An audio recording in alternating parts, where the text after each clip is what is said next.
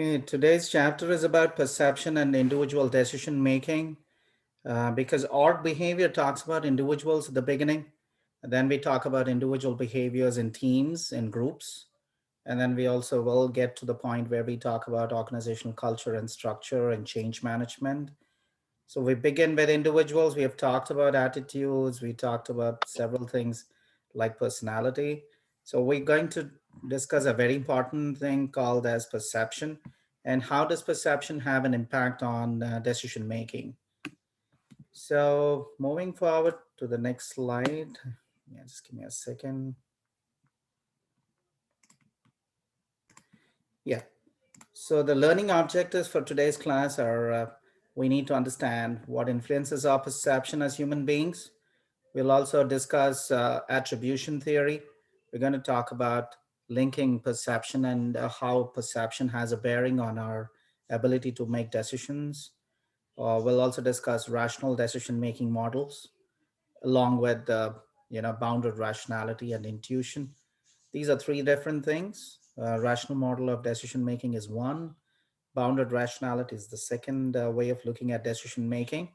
And how do we involve ourselves in intuitive decision making as well? So we're going to explain how individual differences and organizational constraints also influence our decision making. We'll also contrast the three ethical decision criteria that generally organizations use. And we'll also go to discuss creativity and how creativity is such an important thing for companies today and for all organizations. So, starting off with the definition of perception, it's a process by which individuals organize and interpret their sensory impressions in order to give a meaning to their environment. I know this looks a little complicated, textbookish kind of definition. So, it's simple as this: we listen to stuff around us, or we can smell, we can touch, we can feel, we can sense, so we can hear. So these are all our sensory organs which are picking up stimulus from the environment. So this is what we go through at the workplace, when we're taking a stroll outside, at our home.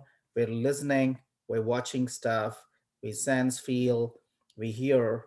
So these are all the sensory organs that are picking up stimulus from the environment, and each of us has a unique way of giving a meaning to what we are seeing, what we are hearing, what we are listening, what we are feeling, what we are, able to sense. We give a different interpretation. That interpretation of reality is not reality.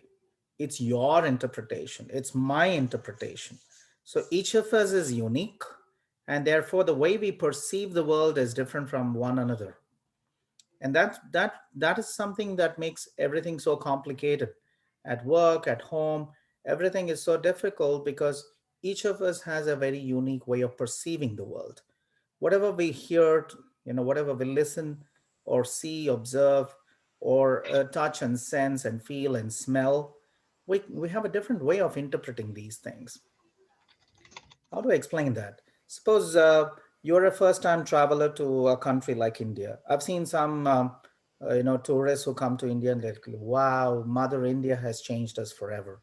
We've learned so much from our visit to India." There's some people who go to India, the cultural shock is too much for them, and they would say, "I'll never go back to India again."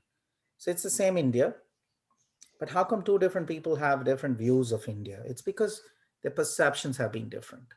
The way they have interpreted their stimulus that they're getting from the environment, what they saw, what they've heard from others, what they sensed, felt, and experienced, they're giving a different meaning to it.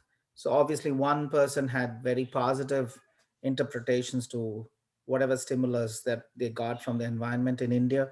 They're happy with it. They gave a positive evaluation of India and their trip to India. There's another group of people who might have gone to India and they didn't have the best of experience.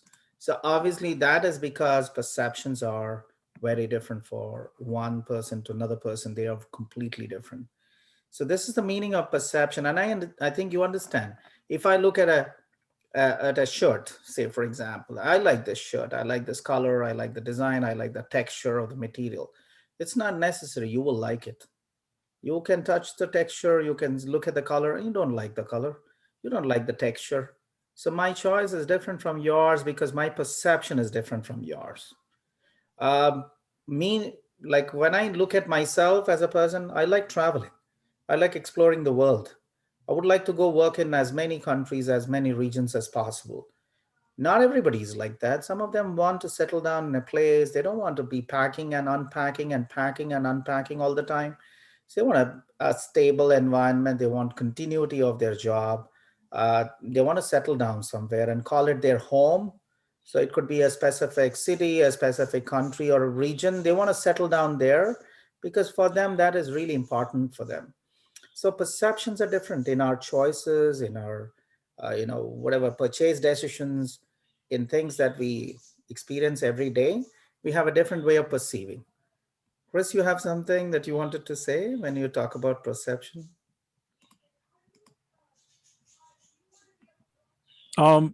Yeah, I guess perception really changes over time. Can't hear you for some strange reason. Yeah, now I can. Yep. No, not yet. I don't know if this is only a problem from my side. I'm not sure if others can hear Chris. You can? It's surprising. I don't know. I can't hear him.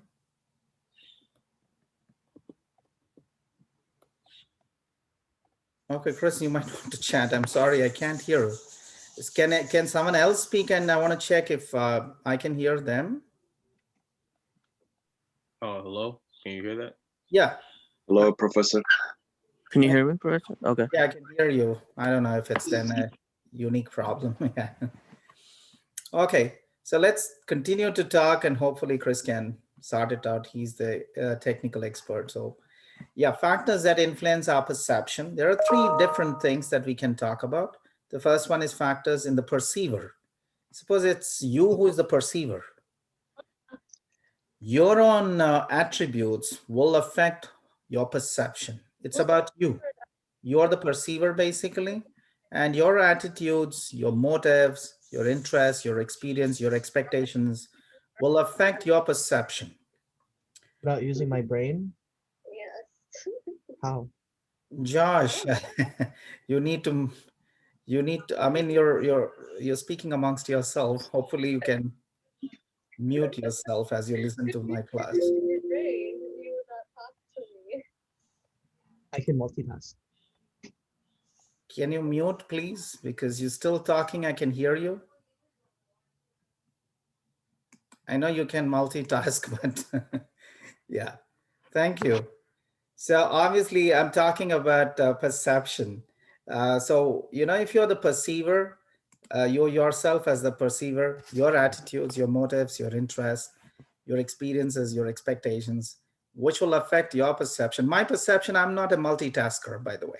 Just to let you know, I'm not good at multitasking. I belong to another generation of people. So I'm sequential. I like to go one task after the other. And because my ability to focus, concentrate is limited to one task at a time, and perhaps my personality, see, that's where my personality, my attitudes, my motives, my experience, my expectations of myself will influence my perception about what I can do and what is good for me, what's not good for me. So it's about you and your attitudes, your motives, your interests and experiences and expectations of others, of life, of things around you. That'll make it, different from others' perception of the same thing. Chris, you had a question? Yeah, I think I've sorted my audio. Okay, that's perfect now. Okay, great. So what I was going to say is perception's something that changes over time, isn't it? Absolutely, because your experiences might have changed. Your own personalities must have changed. Your motives and your goals could have changed. Your interests could have changed. Your preferences and your life positions.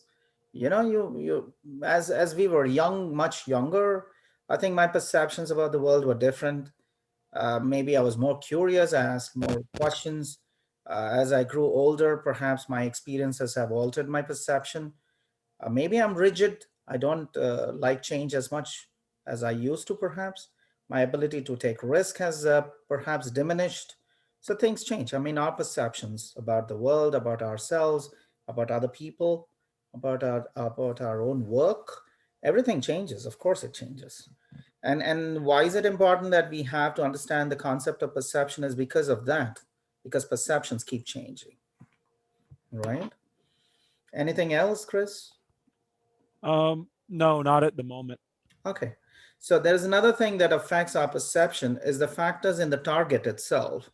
Now, the target could be you, the target could be my boss, and the target could be my customers, the target could be my workplace, my institution, my organization. These are targets. So anything new that's novel catches my attention, catches my, I'm seriously interested. My perception is heightened. I would want to think more about it. I want to know more about it. I want to try out a new product, for example, because it's new. Novelty is in the target, in the product itself. So my perception alters. I never wanted to buy a laptop till I saw a real good laptop, value for money. It's functional, it's high performance, it's durable, it's pretty, cheap for what it brings. Novelty. So anything that's novel, new, catches our eye, generates our interest, and it alters our perception. And obviously, it might change my decision to actually purchase that particular laptop, even if I was not interested. Motion, anything that moves, it alters our perception. Sometimes, I was asking somebody uh, how legitimate it is for asking all our students to turn on their videos. They say it's not legal to ask your students to turn on their videos, but I would love to see people. That at least gives me a sense that you're interested, you're focused, you're with me, and I perhaps will understand when you're feeling bored, when you don't, when you had enough, and when I should be stopping, or should I ask you questions. When I look at your feedback, I know I might have to repeat myself to make it more obvious and clear. So motion catches our perception, catches our eye, and it alters the way we look at things, anything that's moving. That's why we watch so much of YouTube content. You watch so much of stuff on whatever televisions that you, Amazon Prime, Hotstar, and all this kind of stuff that you consume. It's because of motion. Sound, again, that explains. Say all the advertisement companies, all the big companies that advertise their products or services, they have interesting music, they have a nice jingle, and they have motion, and it's very catchy, it's interesting, including like your TikTok videos, I believe, right? The motion is there, the music is there, and it's new, it's something novel. And that's why it alters your perception. It catches your attention. You perceive things selectively. Size, Mount Everest. I mean, you can talk about Mount Everest forever, but you will never be able to grasp how big or how grand Mount Everest could be unless you fly over Nepal and then you see Mount Everest from the sky and you realize, man, Mount Everest is like this. So obviously, because it's the tallest, the highest mountain in the world, I mean that's how it is. So anything that's Burj Khalifa in Dubai catches your attention. It's the tallest building in the world. Obviously, it's going to get your attention. Background, it's obvious. If you have something bright as a background, and it's going to get your attention. So the target has a big bearing on what you perceive, what you choose to perceive, what you perhaps cannot see, and what you cannot perceive, because background makes a difference. Suppose if the text that's there in this particular slide is in very light color, you'll not be happy. You'll say, professors, we cannot read it properly. Have you seen some people use red as a highlighter on black color text? They use red as a highlighter. It just obscures your vision. You don't like seeing it anymore because it's the background, right? Perhaps red is okay in certain things, but having red on black text doesn't really help. So that's what I was trying to say. Perception has a big bearing. I mean, even if you say, let me try, I'm young, my vision is great, still you're going to struggle. Still, it's not going to be a pleasing experience. So obviously these, the perceptual things are important for what you do at the workplace, how you treat your employees, how you treat your team members, your attitude towards your work, decisions that you make. It could be for career progress, decisions that you take for purchasing products. All these things are influenced by perception, your own perception of the target, and your own attributes, the perceiver's attributes like your attitudes, your motives, your experience, and your interests. And then there is the third element which has a bearing on perception, which is called the factors in the situation. Time. Suppose you're in a hurry, you perhaps don't notice many things, right? Because time is something that alters your perception. Suppose you have a lot of time, your ability to absorb more, notice more, enjoy that particular situation better, that's changed because of time. If you're driven for time constraints, your perception alters. Imagine if I'm giving you tons of material in a very short span of time. You don't perceive everything. You don't understand everything the way I want you to understand. But if I did it slowly, explain to you with examples, perhaps I'm giving you a better chance to perceive it the right way. So time is a major factor which talks about the context and situation, and it has an impact on perception. Work setting. Hot, humid places, like talk about a furnace. People who work in the shop floor, and if they are close to it, if you have ever gone to a manufacturing unit that manufactures cement, there are very hot equipment out there. Furnaces are there. So workers who are working close to the furnace, it's a horrible situation. It's very demanding physical setting. And for them to perceive safety, to perceive other things beyond their work is so difficult. They might have a brain fade. They're not very alert to certain dangers because they're already stressed out because of a difficult work setting. But you sitting in an office, you're relaxed, you're having the best chair, best table, the easiest, in a great view from Manhattan, for example. I think your work setting is much easier than somebody who's working on the shop floor, on an assembly line, or a cement industry. So work setting has a huge impact in how you perceive things, what you notice and what you don't notice. And social setting, of course. And the cultural effect has a big bearing on perception. Some people feel difficult when they're surrounded by too many people. You need some space for yourself. I'm okay in crowds because of the cultural background that I come from. A crowd doesn't bother me. So when I go to Times Square in the busiest of times, I really am happy seeing so many people. Feels like a carnival. I'm like, wow, this is what humanity is, and I'm taking in all those experiences, absorbing it, experiencing it, and I'm very happy that I'm in New York, the most happening place. But some people may be put off by such kind of crowds. They don't feel comfortable. They want to go to parts of New York and states of different states where it's more calm and composed. Nature is there. It's tranquil. It's serene. So social setting, cultural impacts have a huge bearing on perception. Anybody wants to talk on perception and what you think about perception? Professor, I have a question. Mm-hmm. So is it right to say that factors in the target can influence and alter factors in the perceiver? Like, for example, you said that like a new product, like an iPhone, make people want to buy it. And so this new product can influence people's interest, for example, Absolutely. which is a factor in the perceiver. Absolutely, it does. Because see, suppose I come in with thinking buying a new phone or an upgrading to a new iPhone is not a big deal. It's still an iPhone. But then if you show me certain apps or certain features which help my work, say productivity is better, or speed is better, or multitasking is better.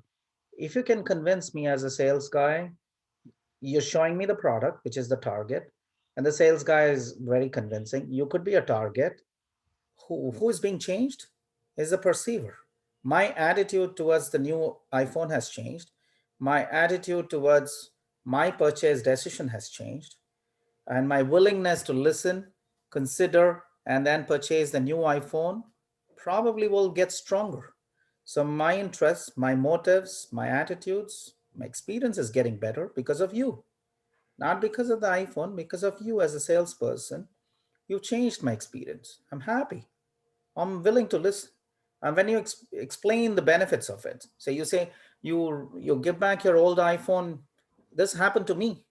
We gave back an iPhone XR, and T-Mobile paid $830 for an old iPhone XR. Can you believe it? $830. I mean, I think that happens in a country like the United States, where customer service, consumerism, marketing, this is the place where it all started off. So, these guys know how to hook customers for a long term. We upgraded to an iPhone 12 Pro Max because $830 are gone straight off. All that we had to pay is taxes and a down payment. So we ended up paying like around $260, I believe. We get a new phone line. We get a new iPhone 12 Pro Max.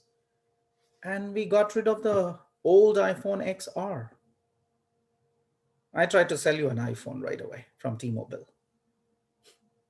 So anybody who is planning to upgrade, and if you have an iPhone XR, you just have to take an extra line. And then you'll get what from T-Mobile? $830 off on your new iPhone 12 Pro Max. So yeah, target could be the iPhone itself, the person who is trying to sell it, and the experiences can be altered, the attitudes and motives can be altered. That's why perception is such an important thing in sales, in marketing, in HR, in recruitment, in appraisal. I mean, we all have to change our perceptions, right? If we want to do something new, we got to alter our perception. If I say math is difficult, I hate numbers, I think you need to work on your perception. There's no way you can avoid numbers. That's my feeling. So, it's always better. You don't have to like it, but don't hate it, because you need math at some point of time. I don't like accounting, for example, but at the end of the day, you might have a company and you need to keep your accounts so that you understand where the money comes, where the money goes. So you might want to alter your perception saying accounting is useful for business. I don't have to like it, but it's useful for business. Let me know more about it. I hate computers. I don't like to work on computers. I'm not a programming guy. I don't do coding. But if I do that, then I'll struggle. I need computers at some point of time. It will help me with any work. So I better learn some of the software. What's the harm? I don't have to do programming and coding, but I changed my perception towards computers and to the software and to the productivity it brings, to the utility it has for all kinds of jobs. So altering your perception is a key. And if you're a leader, if you're a manager, you have to alter others' perceptions. Anyway, so we can go to attribution theory. Now, the attribution theory is talking about what causes somebody's perception. Is it internally caused? Because if it is internally caused, you know that you're in control. So those that are believed to be under the personal control of the individual, these perceptual things are caused because of internal causation. How many of you think you succeed because of yourself? Or is it because you succeed because of others and the world and the environment and the technology? I mean, I would say that I drive myself because no one like wakes me up in the morning and just decides to, hey, for school. Like I decided like by myself to like do these things. I decided by myself to like go to work. No one like forces me to do that. Yeah, and if Ruben succeeds at work in his career, he should be happy and proud saying, it's me who did this. I took charge of it. I decided stuff. And obviously it's me who has been the cause of my success. That's internally caused. But sometimes, say the pandemic, we are all working from home. It's not that all of us prefer to work from home. I know some of us prefer working from home, but not all of us have the preference to work from home. I would love to see my students, talk to them, interact with them. I miss that. But this is outside my own control, correct? So this is externally caused. Ruben, has this affected you in some way? It has and it hasn't. It's situational, I guess you could say. So like, I guess like when you yourself are like driving toward like succession, I guess like the results are much sweeter. So I guess that's why it's like that. Okay. So there are certain things that are internally caused that we attribute it to ourselves, or there are certain things that we think can be attributed to external things. That's why this theory is called as attribution. Do you attribute something that has been internally caused and under your control? Or do you attribute certain things, whatever is happening around you, to external factors? Would you attribute certain things that happen around you to yourself or to external factors? One is internally caused, certain things are externally caused. Now, attribution theory is very interesting. This slide, which I'm going to show you next, is a very important slide. I think it's a good thing that you can pay attention to this slide because it really lets you know what's happening to you. Now, if you look at, this is where we are looking at individual behavior. There are three elements here: distinctiveness, consensus, consistency. Distinctive.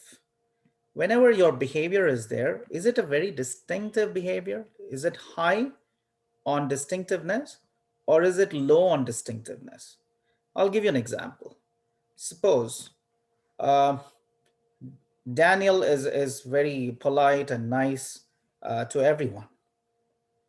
But when it comes to Prabhakar, he's not the same Daniel that he is with everyone. So he's distinctively rude to Prabhakar. Now, what's that? It says that distinctively being rude to someone in specific is caused by Prabhakar, not by Daniel. You getting it? Daniel is nice with everyone, but when he bumps into Prabhakar, he goes mad.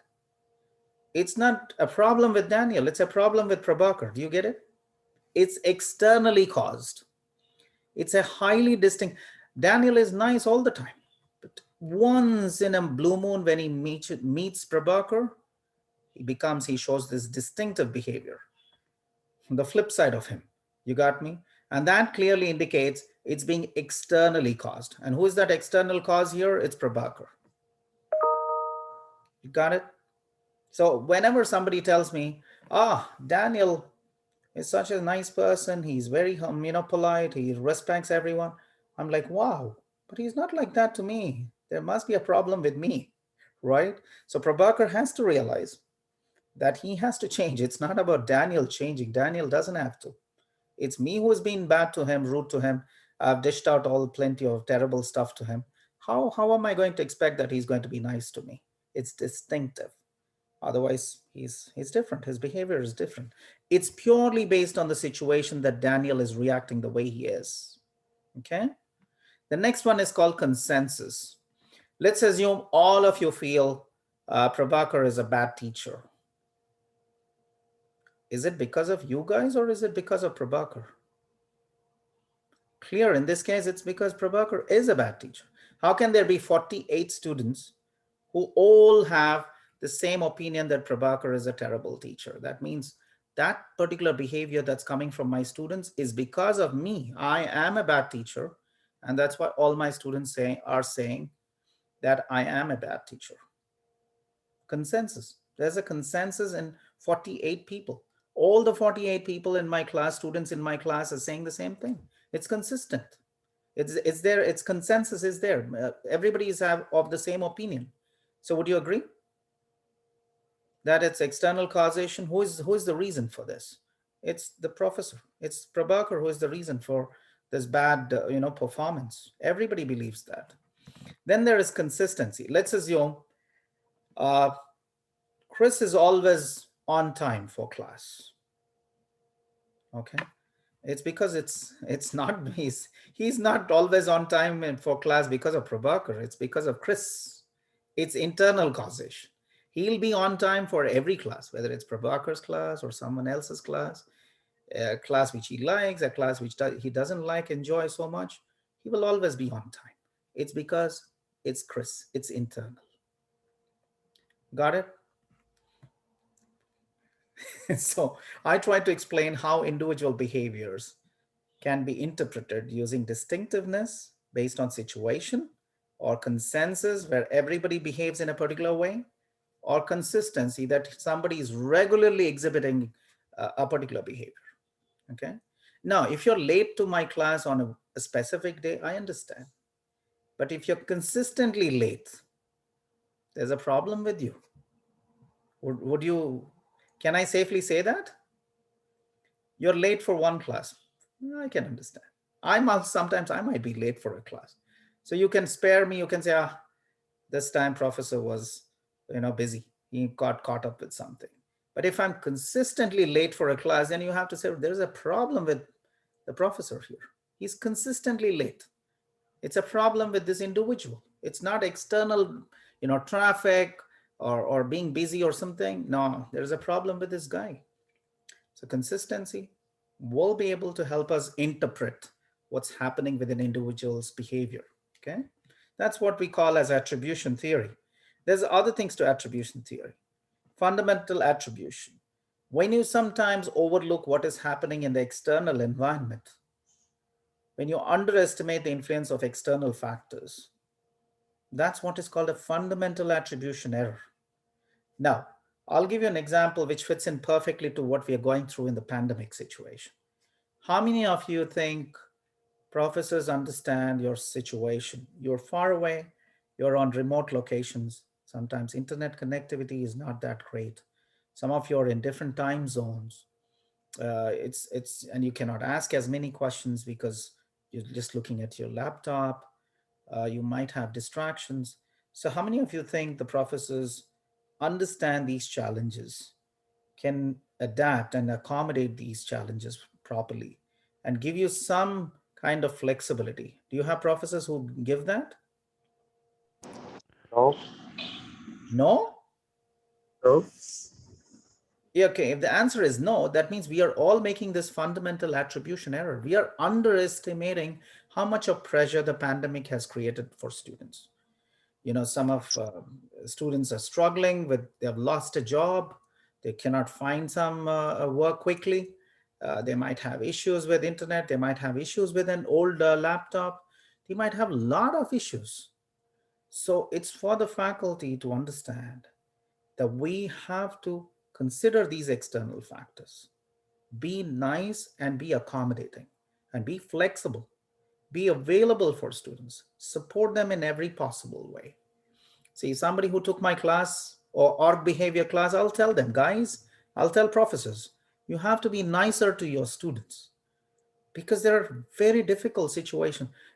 No, I mean, in 1913 or 1914, 15, such a pandemic happened. More than 100 years ago. This pandemic has never happened. I mean, people have lost jobs. Families have lost their own loved ones.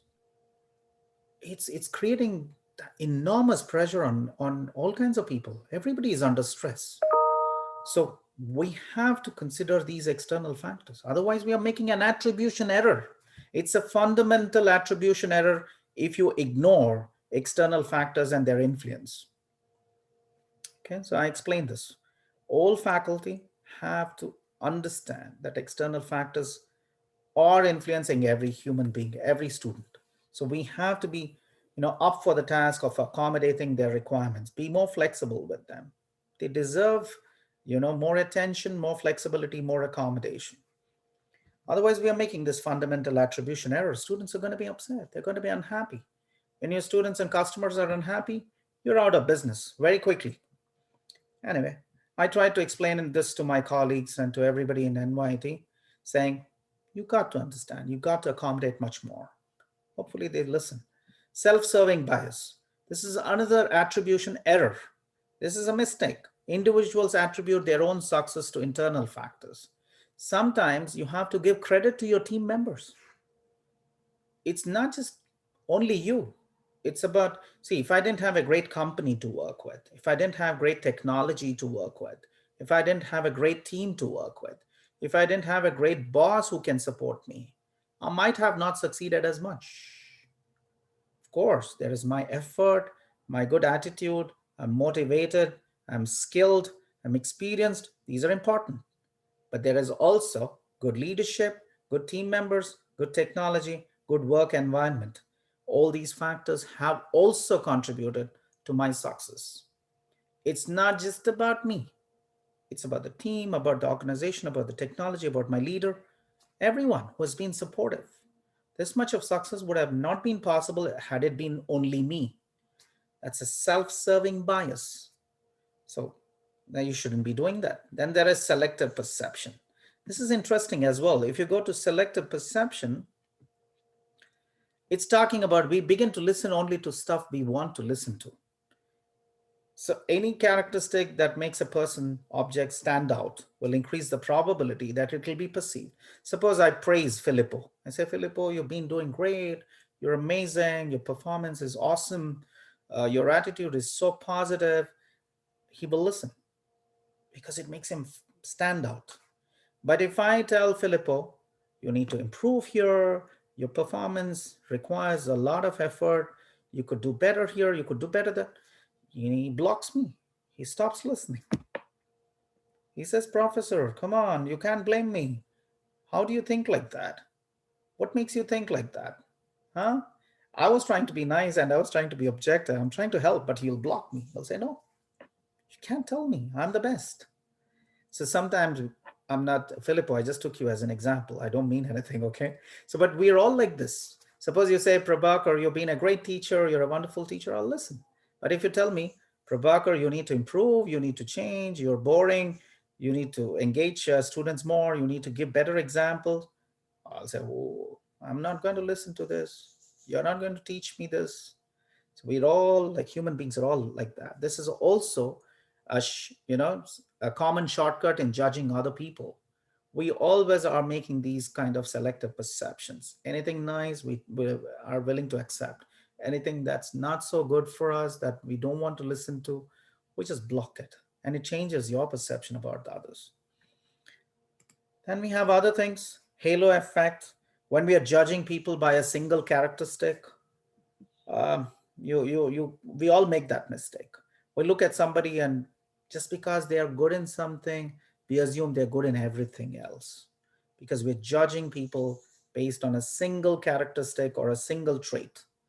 We all make those mistakes. Contrast effect, we do not evaluate people in isolation, we're comparing. That's contrasting. I think this happens to us as well as teachers. When you all guys do the midterm exam, suppose I corrected, say, Abdul Aziz's exam, and he's written beautifully. All the questions he has answered really well. The next person, if he has, let's assume it's me, who's the next student who wrote the exam, and I did well, but not as good as Abdul Aziz. Obviously, I'm going to get a poor score because the professor is looking at Abdul Aziz's performance now, contrasting, comparing. He's not doing it deliberately. It's just happening because human beings are always comparing, contrasting. We're influenced by other people, other people's performance. So Abdul Aziz set the benchmark very high. His answers are so good. The next good answer also is not going to get as much points because Abdul Aziz's was way better, extraordinary answers. So even the next person, he'll never get an A because he's like, oh, Abdul Aziz is the standard now. He's the comparison. He's the benchmark. That happens at the workplace, dear. Some extraordinary team member is doing amazing. Even if you're very good, you will not get the same recognition because this extraordinary star performer is creating this contrast effect. Your boss is always going to go to this person. Your boss is going to her and saying, oh, this work should go to you. This recognition goes to you because you're extraordinary. Other people are good. Why don't you recognize them? Don't always compare everybody. Even at home, we compare. Oh, look at that kid who is doing this. Why are you not doing it? Look at another kid who is able to do this. Why are you not doing this? That's a mistake. We should not compare. We should not contrast. If we do that, we are hurting people. We are hurting their morale. We're hurting their ability to, believe in themselves. Or we don't give them the recognition that they deserve. So these are real mistakes that can happen because of our perceptions. Stereotyping, you belong to a group. And if you judge me based on which group I belong to, that's unfair. Suppose you had a bad experience with an Indian And then you say, Prabhakar, you're also like them. That's very bad. Discriminatory, right? Stereotyping. This always happens. You shouldn't do that because you're judging people by a group or a community or a society or a country that they belong. That's pretty unfair because you're judging people by a group characteristic.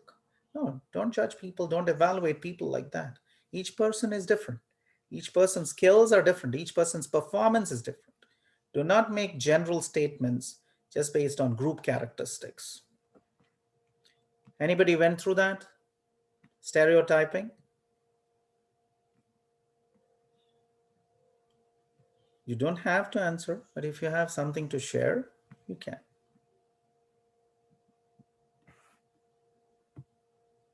Okay, so there are a lot of things that can happen at the workplace. Interviews. You know, our judgment of people or evaluations of people are made in the first few minutes. We draw early impressions and then we stick to those impressions. So when they ask you this question, tell me something about yourself. Can we try this now? Suppose if I ask you a question in a minute, can you explain something about yourself? Tell us who you are, what you do. Can you give us an answer to that question? Anybody can take it. Tell us about yourself. Well, I guess I could answer. Okay. So, for example, my name, if you can't see it, is Chris Trimble, and I work for Sunken Meadow State Park, although I'm a lot more than just a park worker lately, because whenever the state needs extra work to make something happen, they usually pull from the parks. So, for example, a lot of the parks people will set up and run vaccination sites now. Mhm. So, although I'm not running it because I'm in school, I actually did put the heat systems in the Jones Beach site. I guess that's an example. No, I would want you to tell about who you are, what you stand for, what defines you, what are your major impacts, how do you propose to create change in communities or in organizations that you work for, your values, your philosophy, your mission. Okay, I so I'll got go you deeper thinking. than that. Yeah. And I would say that I'm someone that wants my environment to be a product of the things I do rather than for me to be a product of my environment. Like I want to work with people and I volunteer and do what I can to try to make my community better, however that may happen. And I volunteer for a youth mountain biking team, and I volunteer for the Boy Scouts of America as well, because I feel we have to kind of invest in our youth in order to make things better for when they eventually grow up. And I also kind of want to create change in people in a way that they're able to pay it forward. Like if I'm out riding my bike on the trail and I see someone that has broken down, I'll like help them or maybe give them a tire tube or whatever it is to get them rolling again, with the hope that next time they'll help the next person. Okay. So I would suggest this is a great narration of what you are and who you are and what you do and what interests you. That's wonderful. But I would suggest you to pick up, say, 4 or 5 catchwords. And under each of those, if the interviewer is going to say, could you give us examples? Could you give us evidences? Could you explain those situations where you exhibited those? You go further and have them ready. So something like, I'm a thought leader. When you said you care for the planet or people or the environment, and you might say, I'm altruistic because you want to serve and you want to make sure the future generations are good and responsible. So you could use the word altruistic. You might say self-actualization. So you might pick up those key terms, the broad categories, if I might call them as, and say, this is what defines me. I'm a change agent. I play a catalytic role. Wherever I go, I bring in a change, say to the workforce, to approaches, to different ways of doing things, to thinking outside the box. So, and if they say, oh, can you give us examples of this? You must be ready with an example of that. I literally did a little, coaching for how to do your first question. So it's a great thing because you do so much. It's nice you can put them nicely slot them into different categories and put a nice buzzword, whichever you think describes it best on each of those categories. And that way you anticipate questions and then you prepare for answering those questions. And then the detail, you know the detail. You've done so much, you know the detail, but you know exactly where each of those examples or details would fit into. So it looks a bit more organized. The weft and warp, the fabric, it's beautifully weaved. It's presented as a nice picture. We shouldn't feel lost by the detail that you're giving. You're here, you're there, you're here, you're doing so many things. Put it up in a nice piece where we say, this is Chris. He's got leadership, he's got thought leadership, he's a change agent, he's a team member, that kind of stuff. Yeah, so think about it. I got you thinking. I'm happy. Yeah, I'll definitely take that advice. Yeah, and everybody requires that, guys. I'm telling you. It's not about opportunities are difficult to find. When you get them, convert them. Conversion is a problem. You barely get a call for an interview. When you get it, you cannot lose it. Whether you want to decide to join that company or not is a different story. You don't like them, you don't like the package, you don't like the place, you don't like the nature of the work, you can still say no, but you need to get it. It's better to, I applied to 100 jobs, but I didn't get one offer. It doesn't mean anything. I applied to 100 jobs, I have 4. It means something. Now you have a good problem. Which of those 4 should I accept? And which of those 3 that I should reject? It's a nice problem to have. But if I applied 4 and I don't have even one offer, the problem is still a problem. So do you get it? So I want you to really prepare in a way that you can convert each of those opportunities. Opportunities are very difficult to come by. When you get the opportunity, you can't let it go. It's yours. Whether you will take it or not is your choice. That's a different story. Imagine you have 4, you can pick and choose the best one. Definitely you have a chance to say no to 3 other. So I would prepare that way. Over prepare, be over prepared than be under prepared. Because this is your only opportunity to make an impression. This is exactly what we are talking of perception. You have this little 3-4 minutes window where you have to create an impression. It should be sensible. It should be connected to what you can bring to the workplace. What is this organization going to benefit from you? How would you take us to the next level, that department, that team? How would you take us to the next level? Have you studied enough about the company? What is that you're bringing to the table as a unique thing that we cannot find in others? Why should we only select you? So these are the ways you look at it, and then you create your own bunch of buzzwords, categorizations, then put in those detail, make your notes, first draft, second draft, third draft, then you're prepared. All that you will do next time onwards for the next job is only look at the company details and the job profile details, which will be slightly different. But Chris is still Chris, right? He knows how to sell himself in different categories now for different types of jobs, not just one job, for different types of companies, because he's understood himself so very well. He's organized himself really well, not at the workplace, which he does, but the way he presents what he does, right? Okay. We're going to self-fulfilling prophecy or Pygmalion effect. We actually judge people by what we expect from them. And probably I'm doing that right now. So maybe Chris was explaining something, but I expect something from Chris. So I'm going to be, perceiving it differently. I'm not saying what I said is the perfect way. Maybe what Chris was presenting is a better way. He's been in the US longer than me. He knows, he understands the US job market better than me. So perhaps his approach was better. But these are my expectations. So my expectations is affecting the way I perceive what Chris is telling me. Of course, that can be an error. How can I expect Chris to be Prabhakar? How stupid of me. But this is what we always get into. That's what we call as self-fulfilling prophecy. All professors think you should become like them. Don't, okay? Please don't. You are unique, you're special the way you are, and you're much better than us. So you don't have to be like your professor. You shouldn't be like them. Anyway, expectations, they affect our perceptions. So performance evaluation, I told you that we're measuring people's performance.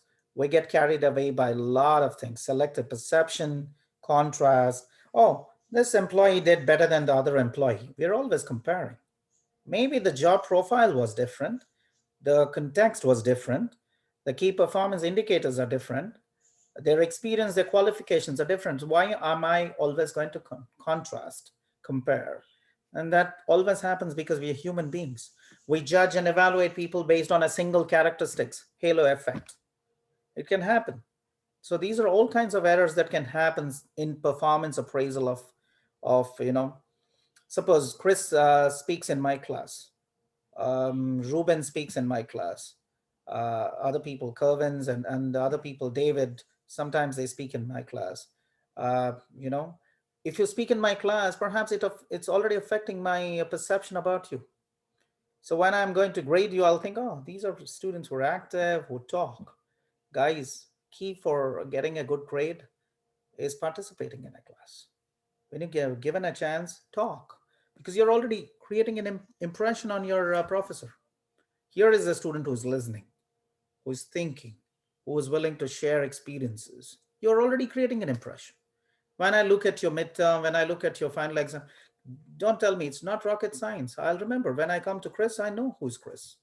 I know who is Ruben. I know who is Daniel. See, I'm picking up names already because you speak often. So that's the key. Thank you for the kind mention, Professor. Yeah, so I kind of, yeah, I'm not seeing all of your names.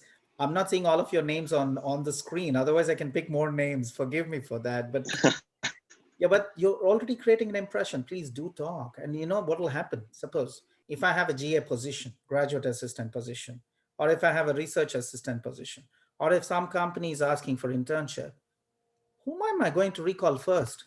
48 students is a lot. I cannot recall everybody's names.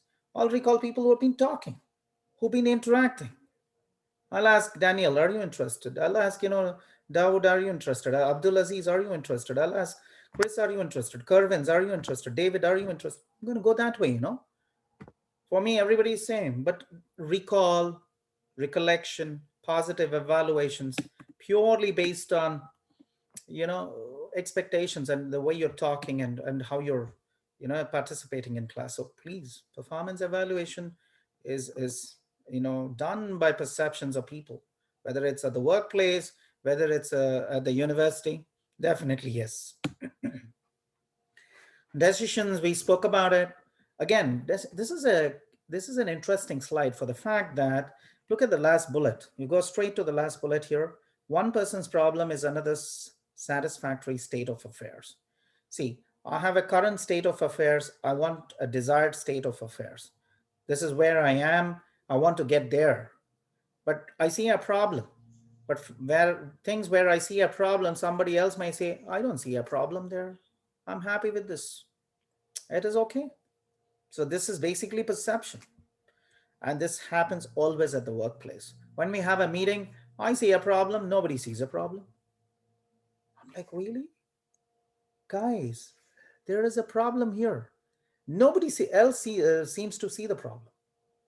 There's a perceptual problem here. You got it? See, that I've come from different countries. I've come from sail through different situations. So as someone like me, you should take at least my opinion. I can give a very different perspective, completely different perspective from the rest of the team members.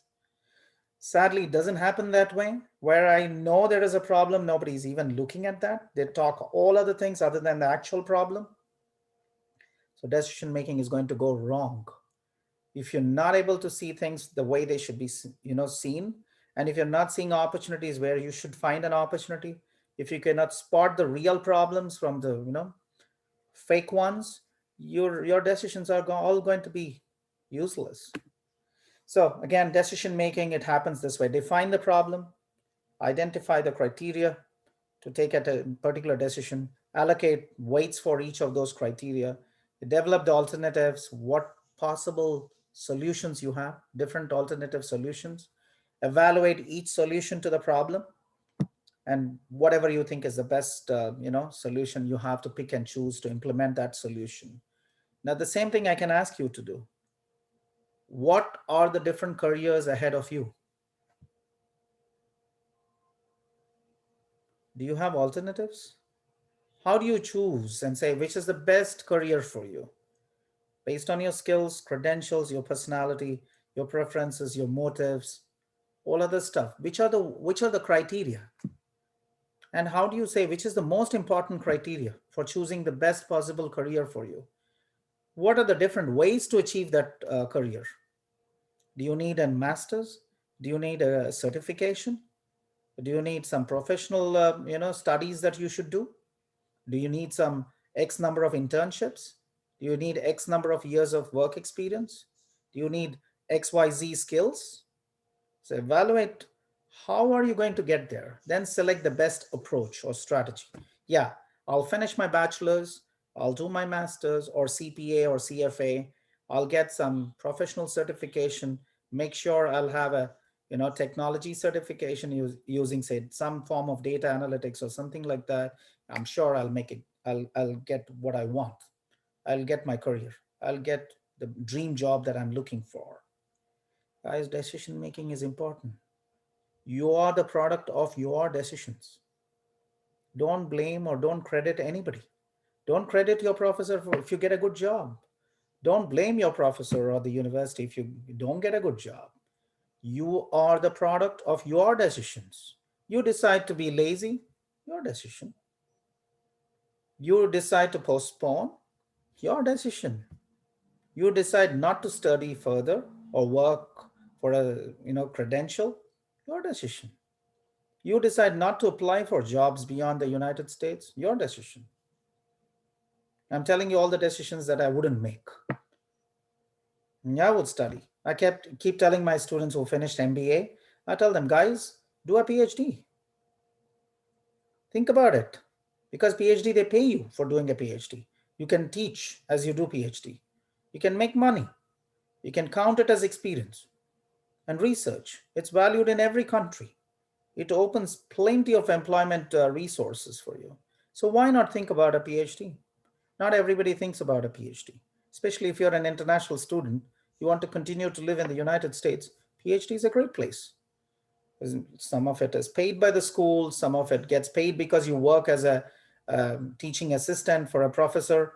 You make money, you learn, and you get a higher credential. So that's one alternative. I'm not saying only PhD. You might find other ways of doing what you want to achieve in life. Think about it. You are a product of your decisions. Now, assumptions of the rational model of decision making. Why is it called the rational model? Because you have complete information. You're able to identify all relevant options or alternatives. And then you know how to choose the best alternative among those alternatives. It's assuming that you have complete information. That's so much true these days.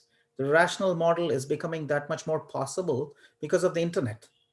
Say 30 years ago, if I had to know what are the universities that existed in the UK, in Australia, in the US, I would find it so difficult to get the information. But today, everything is available on the internet. But do you have all information? Maybe not. Can you process all the information? Perhaps not. And are you making sure you're choosing the best option? Possibly not. Because we are all influenced by emotions, convenience, family, friends, social, commitments, cultural backgrounds, many things that influence our decision. We are not always rational. Human beings are not always rational. Would you agree? Are we always rational? We try to be rational. We cannot be 100% rational because having all the information, evaluating all the information, evaluating all alternatives before choosing the best alternative, oh man, you cannot do anything then, right? So these are the assumptions of complete rationality because it's factual, it's based on information, it's based on considering all options and then choosing the best option. So these assumptions make rational decision making that much more difficult. So here we go to bounded rationality. We are rational, but we are limited. We're limited to the point that we do not maximize the output of those decisions. We're just trying to satisfy. That word which you see there is actually correct. There's no typo here. It's called satisfies because we want to seek solutions that is satisfactory, that is sufficient, that might not be the best. Because so much of information, evaluating all the information is so difficult. We try to make our life simple. We reduce it to a level where it can be readily understood. Any problem, we're trying to simplify it. You get it? Somebody was asking me last class after the class was done, sir, if I can't find a data set, what can I do? Can we have another option? Can we have another way of doing the project? I said, yes. The reason why I was saying yes is I want to reduce the level of complexity. A complex problem can be made simple. We want to simplify things. I don't want to complicate things. I tried, putting it there, but if it doesn't work there, we can try and, make it simple. We'll simplify stuff because I am a big believer or rationality has certain limits. We try to satisfy, not always maximize. Okay. Individuals operate within confines of bounded rationality. We are still rational people. We will not do irrational things, but we have simplified models that extract essential features. Still, the project will be done. Still, it'll address all the elements, but it'll be done in a simple way. So that's called as bounded rationality. We are not always 100% rational. We have limited rationality. Would you agree? Have you ever thought you always make rational decisions, or sometimes you say, oh, I'm happy with it. I took a decision, perhaps not the best one, but I'm happy. I have no regrets about it. That's bounded rationality. It's tough in some industries because depending on, I guess, the industry that you work in, not always are the decisions that you make are going to be liked by everybody. So your level of rationality has to be high and intuition has to be high in order for like the general like team to be pleased. Yeah, and adding to what Ruben was just saying, if you have data analytics, big data, and all those algorithms that help you process that data, it gets you towards being more rational, right? Tons of data cannot be processed by individuals. We have limited ability to process data, but machines, computers, which have these complex algorithms there in form of data analytics, they can process tons of data. Amazon does that always. Customer data is being processed. Huge quantities. They know exactly what Ruben is purchasing, what his past decisions in purchases have been, what are the types of products that he's been looking for. He's searching. So it's a system generated kind of analytics, which is telling Ruben, are you interested here? You are looking for a computer. You are looking for a new mobile. You are looking for some furniture. These are new options. These are the new promotions. These are the new discounts. Amazon is throwing it on Ruben's Facebook, Instagram. It's throwing it up on his email. How does it do it? It's data analytics. It's artificial intelligence. And of course, they want to hook Ruben. He was searching for this product for the last 2 months. We want you to buy, Ruben, not just look at our products. So obviously, machines, computers, artificial intelligence, data analytics is helping companies to become more rational. Human beings, we're bound in rationality. But when you bring in computers, they make it even better. You get closer to the best possible decisions. It still cannot be the best, right? But you have the greater chance of reducing error that you make when you have human beings make decisions. Intuitive decision making, I think you all understand this because we spoke about intuition in other places as well. It's that the gut feeling out of your experience, insight that you have had that this is going to work.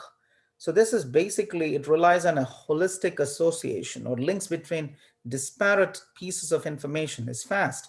It's because you believe this is going to happen.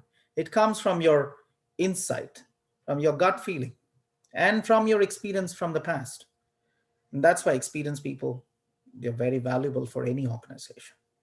They instinctively know this is going to work. They've seen so much of it in the past. They take an intuitive decision, not based on computers, not based on rational decision making, but just intuition. They just did it. They're visionary people. They're leaders for some reason because they have this insight. They can put these bits and pieces together. They can join the dots in a more meaningful way, right? A little abstract kind of concept, but intuitive decision making, there's no way you can explain it using rational decision making. Have you any time taken an intuitive decision and it really worked well with you?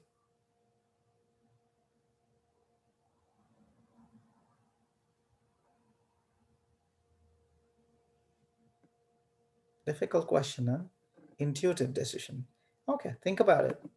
Anyway, there are many biases and errors in decision making. Overconfidence bias, you understand it. If I think I know everything and I take a decision, most probably I'm going to fail because I'm overconfident. Confidence is okay. Confidence based on reports, on feedback, on numbers, on data. I'm confident this decision will work is okay. Overconfidence, I mean, if you take decisions based on overconfidence, you're going to fall flat on your face. So it's very dangerous. Some people, because they have a position in the company, they become overconfident. We've done very good in the past 2 years, so we can become overconfident. So overconfidence can be a real problem when we take decisions. Please don't be overconfident. Be confident, for sure, on your ability, on your experience, on your skill sets, on numbers, on data. You should be confident on these, but you cannot take it for granted, become overconfident. If you don't have due diligence and take decisions without doing that, you might take wrong decisions, catastrophic decisions for yourself and for your company. Anchoring bias, initial information that you receive, and if you just get fixated on that and then take a decision based on that. I've seen many people do this.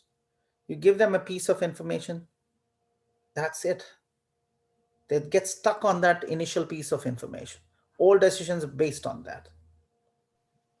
So it's dangerous. When you talk to your boss, be careful of what information you want to give. You might give him or her some information and they'll be stuck on that. They anchor on that. Have you seen that happen? You start with something and they're stuck. Oh man, did you tell me this? Oh, we shouldn't do this now. We have to take this decision now. Has it happened before? You will find those situations. I've got into those situations where I said something and I'm regretting after that. Why did I say this? Because this person is now taking all decisions based on that initial piece of information. This is anchoring bias. Confirmation bias. This is about, seeking out information that makes your past choices correct. I made a choice, I made a decision, and I'm now trying to seek out for other information which makes me feel that my past decision was the right decision. This is I'm seeking for confirmation. This could be a bias. The fact that I have to look at my past decisions objectively, I have to assess my past decisions in an objective manner. That's important. But if I'm just seeking out information which strengthens my past decisions, that's an honest case of confirmation bias. Not necessarily all my past decisions were right decisions. Some part of the decision might be right. Some elements of that particular decisions could have been better. If I'm just seeking only information that confirms my past decisions to be the right decisions, that's a bias. Availability bias. People take decisions based on only the information available. I'll give you an example. Suppose we want to study preferences of students, whether you want to continue in Zoom or come in person. And if I just do a survey for a small sample, only a sample of my class, can I make a decision based on that? That's not the right decision. If I take a large sample, collect information and inputs from my students about their choice, the preferred choice for in-person or Zoom class. Then I come to a decision. Moving forward, we will have this kind of delivery, mode of delivery for the class. That's fair enough. But if I to do a little survey here, a little survey there, and I'm coming to conclusions, that's a problem because I'm acting only on information that's available. That's why it's called availability bias. Do not make decisions on limited information that's available to you. If you need more extra information, wait, collect it. Just don't be in a hurry to make a decision on just whatever limited of information which is available. That's called availability bias. Escalation of commitment, this happens to with all our bosses, I believe. When they take a decision, they do not want to back away from it. They will stick to their guns. It's staying with the decision even when there is clear evidence that it is wrong. So if you bring to your boss's attention that the decision that you all took together in the past was a wrong decision, perhaps your boss, she's not going to agree with it. She's going to say, no, we were right. That's escalation of commitment. It's important that we realize we made a mistake. We cannot simply stick to our past decisions if they are found to be wrong decisions. That's called escalation of commitment. These are all problems that can happen to decision making with bounded rationality and intuition. Randomness error. Sometimes we try to make some meaning out of random events. Do we do that? If I were to ask you, will the number of international students increase because Joe Biden became the president of the United States? What do you think? Let's say we would need evidence. You're Ruben, you always give the right answers, you know. You make my life difficult. I would want you to fall into a trap and say, yes, sir, they're going to come in large numbers. You know, it's Biden who came in, new president, new regime. So obviously things are going to all fall in place. We'll have tons of students come from international markets. Everything is going to change. We're going to have a great economy and a lot of employment opportunities. I wish you could say that. If you did say that, it's a classical case of randomness error. We're just connecting these. Oh, vaccine is here. Joe Biden is here. Things are getting better and everything is going to fall in place. Randomness. Hopefully it happens for the world, but we have no clear picture. We have to wait and watch, collect more data, look at other research data which is emerging, look at policy changes from the Biden government itself, and look at how the Chinese government is reacting, right? And then eventually, perhaps another 6 months, maybe another 1 year, we'll figure out what might happen. And then that should change our decisions for the company, our approach, our formats, our launch of new products, our decisions to go to new markets or expand business. All that should depend on some solid data. But random events, we put them all together and we make a conclusion, we make a decision, dangerous. That's called randomness error. Risk aversion, I think you understand this concept. Decision making so much is affected by whether you're willing to take risk. If you're risk seeking, your decisions are different. If you're risk averse, your decisions are different. It's always nice to have a calculated amount of risk. Moderate risk is okay. Your risk, the propensity to take risk should depend on how you calculate risk. By the way, we have a Master of Science in Risk Management. MS in Risk Management is a new program that has been approved from the School of Management. We have an MBA and we have an MS, Master of Science in Risk Management. This risk is a huge thing in financial risk, market risk, product risk, all kinds of risks elements are there in every business possible. So risk management is a huge concept. And that's why we have a MS in risk management, which has been approved by the Senate. And we'll be offering this program at New York Tech. So our risk-taking propensity affects our decisions. Hindsight bias, once I take a decision, I'm like, after a few months, I'll say, I knew that this could have been the outcome. I knew that this could have been changed. This is hindsight bias. How many of us say that? I knew this is coming. Well, why didn't you tell it before? If you knew this was going to happen, why did you not say this? So the tendency to believe falsely that one has accurately predicted the outcome of an event after that outcome is actually known. We always say it after it happens, right? Once something happens, I knew this is going to happen. We always say this. This is called hindsight bias. Then what else affects decision making? Our personality affects decision making. Responsible people, conscientiousness, responsible people, they make different types of decisions. Irresponsible people, their decisions definitely irresponsible too. High self-esteem, we take different decisions. We can explore, we can think outside the box, we take more risk. People with low self-esteem, they're not willing to try, they're not willing to go out of the box. So their decisions are different. Rumination, they say that, women have a greater power of rumination. They think more about decisions. They take better decisions because they ruminate better. I don't know if that's true, but research proves that women think deeper, and because of which they take decisions that are carefully thought of. And men take decisions on the spur of the moment, impulsive decisions, and they're in trouble. Perhaps true, I don't know. Mental ability, definitely it has an impact on decision making. Cultural differences, huge impact, I believe. Say uncertainty avoidance.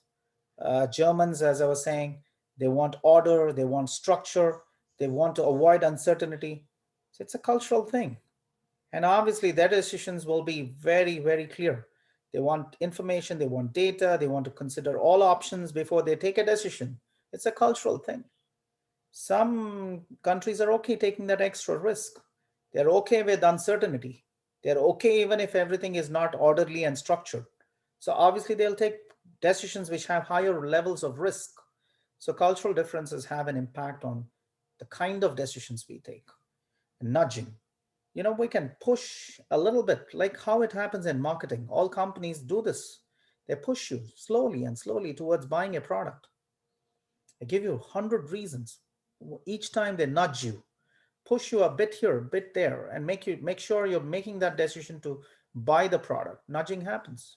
So obviously it influences. Suppose I tell you every single day, Daniel, you should do a PhD, you should do masters in business, or you should do masters in risk management. If I tell him every day, every single way, a time I meet him, I'm trying to nudge him. I'm doing that right now with a student who's finished a master's this semester. I'm telling her, do a PhD in cybersecurity. She's like, why PhD? I don't want to be a PhD. I'm not interested in doing a PhD. I'm nudging her slowly. I don't know if I'll succeed. So this is what we always tend to do as older generation of people. We nudge people. Good or bad, I don't know. She might end up doing a PhD and benefit from it, or she might do a PhD and realize that she wasted 5 years of her life. So, of course, at the end of the day, it's her decision. Organizational constraints affect decisions, performance evaluation systems, reward systems, formal regulations will affect our, decisions. System imposed time constraints, historical precedents, like you had things that happened in the past. So we might use the same decisions now. So all these things affect our decisions at the workplace. Then we come down to the next learning object, which is talking about ethical decision criteria. When we take decisions, we want to be ethical. And the way we look at ethics is the first theory. John Stuart Mill spoke about a theory called as utilitarianism. Any decision that is made for the benefit of the larger number of people. We want the biggest, greatest benefits for the greatest number of people. Utilitarianism is simple: the greatest good for the greatest number of people. Decisions that create greatest good for the greatest number of people are ethical. That is John Stuart Mill's decision. His way of looking at ethical decisions.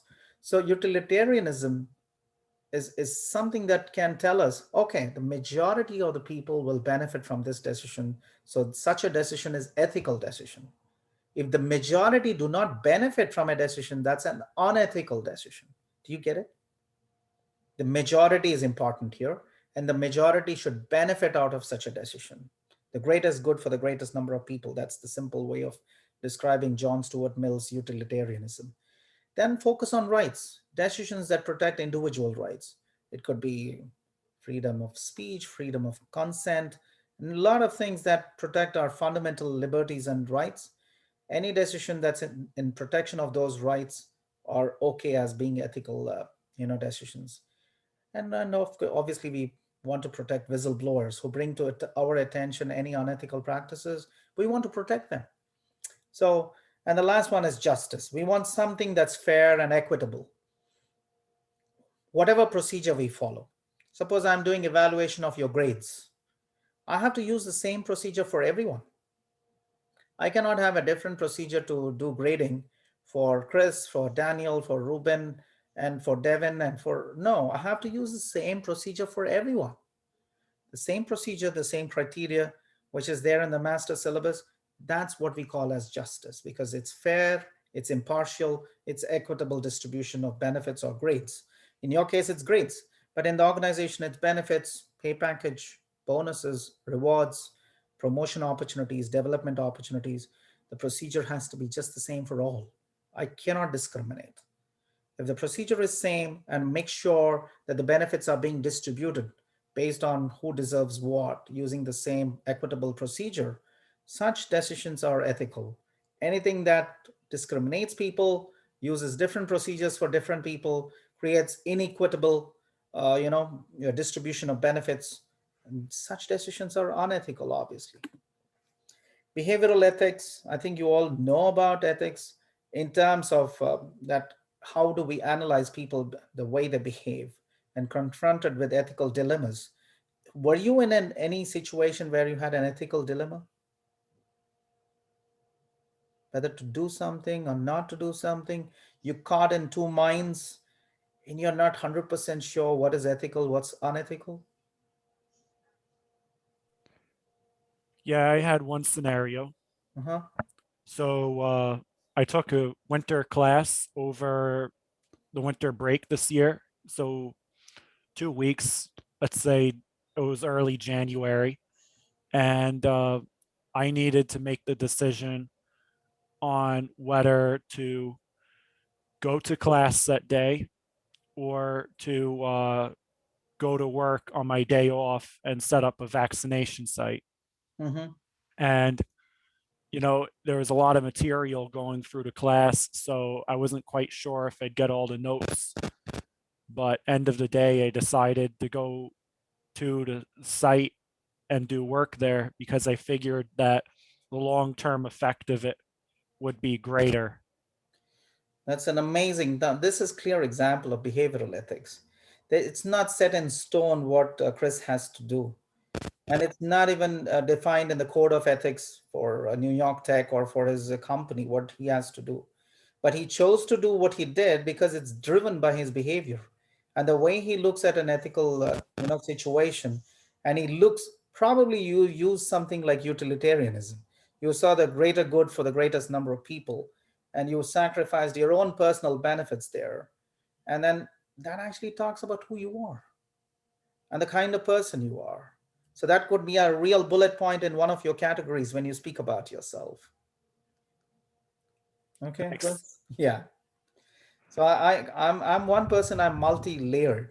When you talk to me and you interact with me, your example becomes like a continuing example. I can weave in advice, and I can help you with progressing with whatever you want to do, writing your mission statement or preparing for an interview. That could be an ongoing example as I teach. That's how organic I can be in class. And luckily for me, I don't teach physics and chemistry where I can do nothing of this. So if you teach art behavior or if you teach management, you can literally discuss everything that happens to you at the workplace, at our family level, with friends, with community. Everything becomes relevant. So that's the joy of teaching anything in management as a course. Lying, we understand that's definitely unethical. When we have accreditation visits for New York Tech, for the School of Management, for example, we've been clearly told not to lie, because that's no. It's a big ethical issue everywhere. So we are not going to lie, because once you lie, you're caught in a difficult situation, because evidence will show, files will show, data will show, numbers will show. You'll be caught. See, it's better not to be lying. Be honest, be truthful, and you're safe. You can always defend, you can admit to opportunities to improve. You're not always perfect as a company, but lying will seriously jeopardize your ethical standing. It'll actually put you in a spot of bother for sure. Creativity. Professor, I don't mean to interrupt you, but I think I have another class. Oh, sorry, I just kept talking. Thank you for telling me that we are